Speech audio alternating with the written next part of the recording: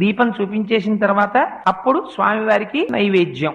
అప్పటికి అవసర నైవేద్యం మీ దగ్గర ఏది ఉంటే అది. ఒకవేళ ఏదీ లేదనుకోండి, బాగా జ్ఞాపకం పెట్టుకోండి ఒక విషయాన్ని. మీరు రాత్రి ఓ అరడజన అరటిపళ్ళు తెచ్చుకుని అందులో 2 తినేశారనుకోండి, మిగిలిన 4లో ఒక పండు నైవేద్యం పెట్టకూడదు, ఉచ్ఛిష్టం అవుతుంది. ఎంగిలి నైవేద్యం పెట్టకండి. అదేంటంటే ఆ 4ని తినలేదు కదా అంటే కుదరదు.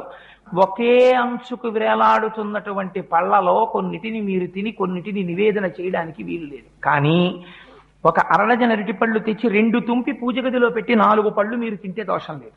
ఎందుకంటే ముందే విడతీసి ఈశ్వరుడి కోసం పెట్టేశారు. అందుకే శాస్త్రం అంది, మరి ఇలా ఒక్కొక్క రోజున ఇంట్లో అసలు ఉచ్ఛిష్టం కాని పదార్థం లేకపోతే మరి నివేదన ఎలాగా అంటే, శాస్త్రంలో రహస్యం ఏంటంటే ఎప్పుడూ కూడా అంటూ నిలవ చెయ్యడం అనేటటువంటి దోషములు లేని పదార్థం ప్రపంచంలో ఒక్కటే ఒక్కటి. అది దానికి మీరు నిలవ చేసిన దోషము ఉండదు, దానికి అంటు దోషము ఉండదు. అటువంటి పదార్థం ఒక్కటే బెల్లం ముక్క.